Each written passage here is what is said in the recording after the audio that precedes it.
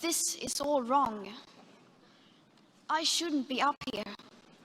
I should be back in school on the other side of the ocean. Yet you all come to us young people for hope.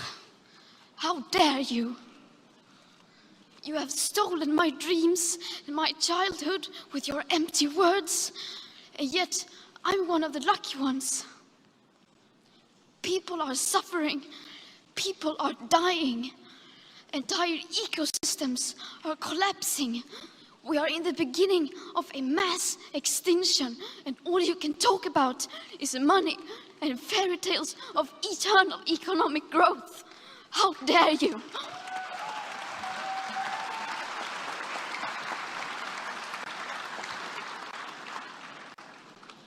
For more than 30 years, the science has been crystal clear. How dare you continue to look away and come here saying that you're doing enough when the politics and solutions needed are still nowhere in sight? You say you hear us and that you understand the urgency. But no matter how sad and angry I am, I do not want to believe that. Because if you really understood the situation and still kept on failing to act, then you would be evil, and that I refuse to believe.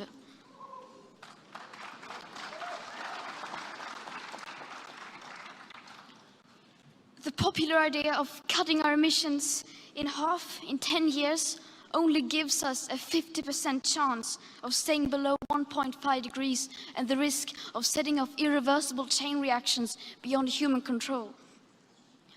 50% may be acceptable to you, but those numbers do not include tipping points, most feedback loops, additional warming hidden by toxic air pollution, or the aspects of equity and climate justice.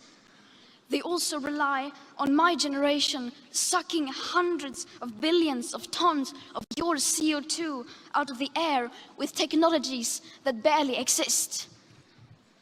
So a 50% risk is simply not acceptable to us, we who have to live with the consequences. To have a 67% chance of staying below a 1.5 degrees of global temperature rise, the best odds given by the IPCC, the world had 420 gigatons of CO2 left to emit back on January 1st, 2018. Today, that figure is already down to less than 350 gigatons.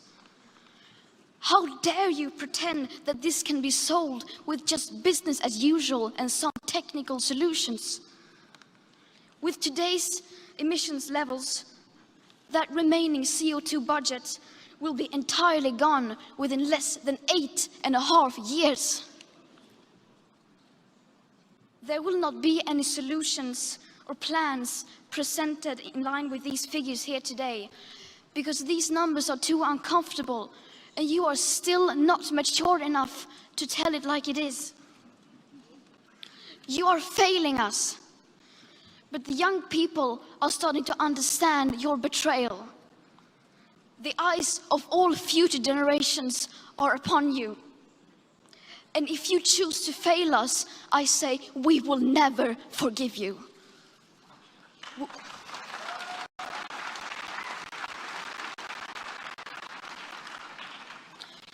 We will not let you get away with this.